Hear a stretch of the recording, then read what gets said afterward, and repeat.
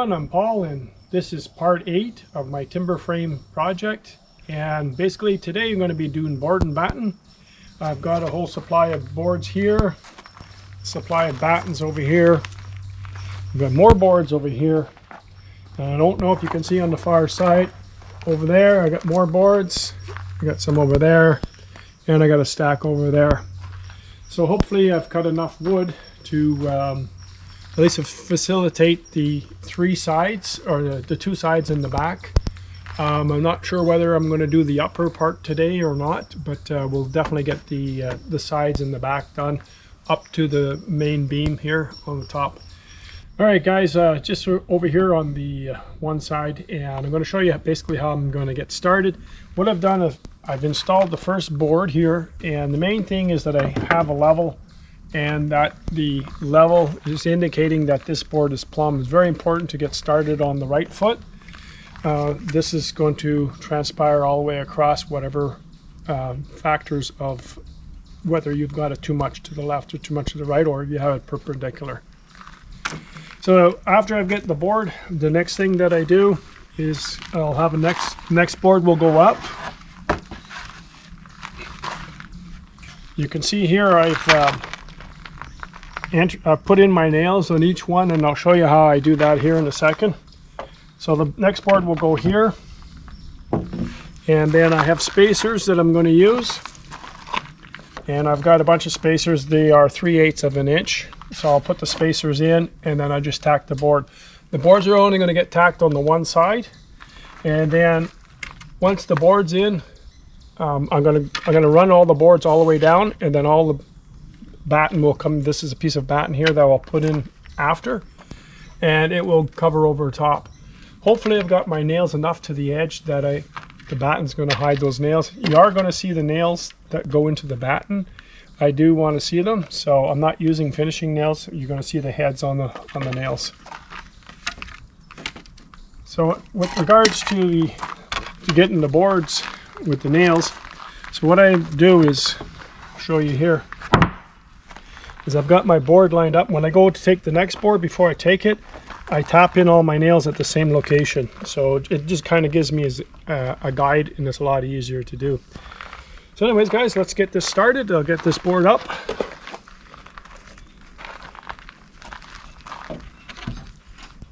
This is going to be one of the harder ones to do because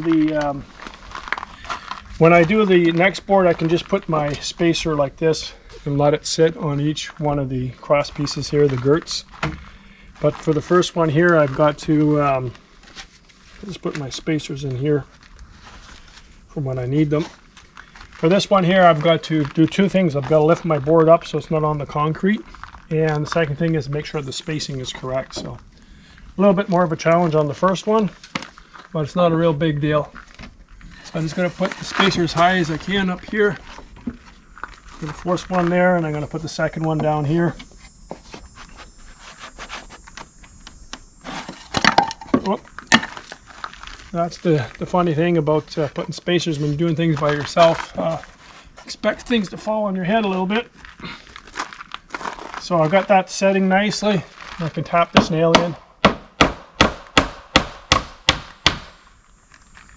Now I'm just going to leave it like that. I'm going to double check on the bottom before I move it. Put my spacer here that fell down. Get it nice and snug. I'm just going to put it above the nail, and I can hit this nail in.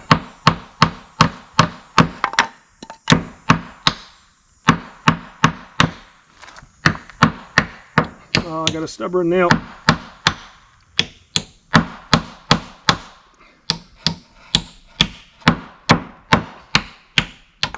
Must be a knot in here because it's not going in. Gotta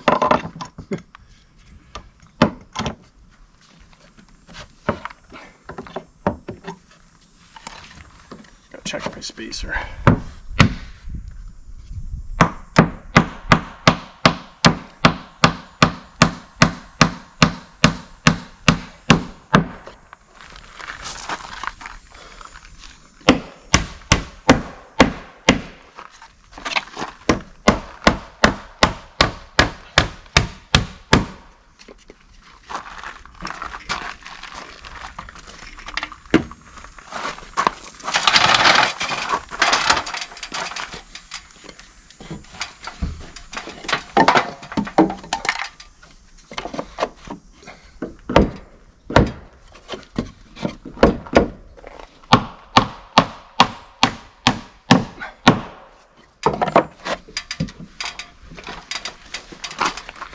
So as I mentioned, what's going to happen with the batten is that I'm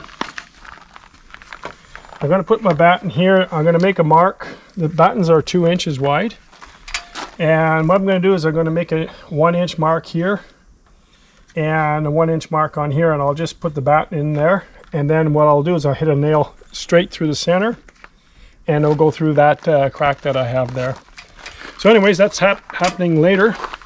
Right now I'm just going to put the next board up. And before I put the next board, I always put the next set of nails so I know as a template. And I'm trying to put them close enough to the edge. You can see here that put it close enough to the edge so that I don't, when I put the batten up, that it will cover over the nail. So I don't have exposing too many nails. You can pre-drill it if you're worried about the wood splitting, but I'm not.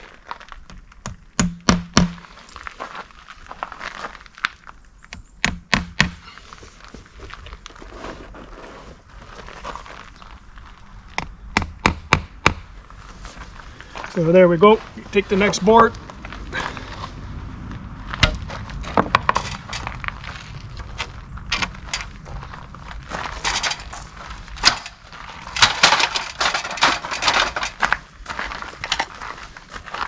I'll start putting my spacers here.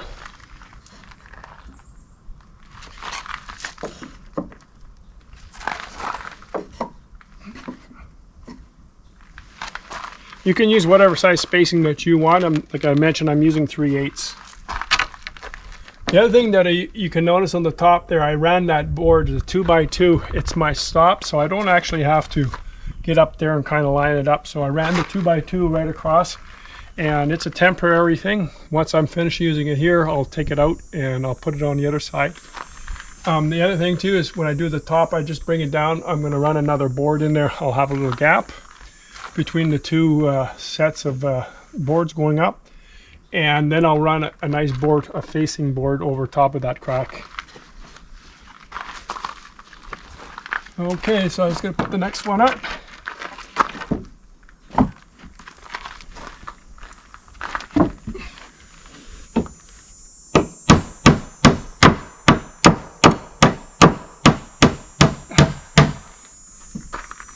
A little hard hammering and holding the board at the same time, but you can get it done.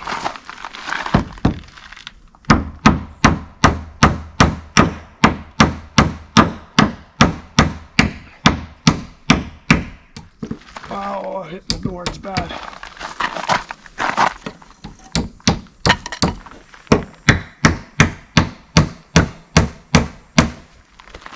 I gotta hit those nails a little straighter. I'm going to go on the top there, and I'm going to make sure that the spacing is right as well.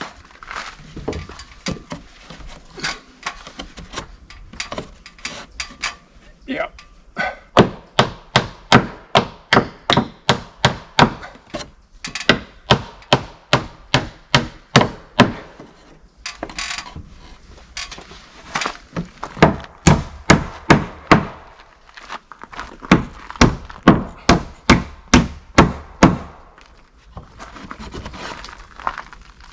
I think this is the worst I've ever had, most trouble I ever had hammering in my life. I don't know if it's because of video or because one of the comments I got last week on the videos, and you were saying, anyways, if you read the last week's comments, you can find one there. It's Ross on the land. He mentioned about hammering, and I had made the comment that years of experience, and I think I jinxed myself. Thanks, Ross. By the way, check his channel out. It's pretty cool.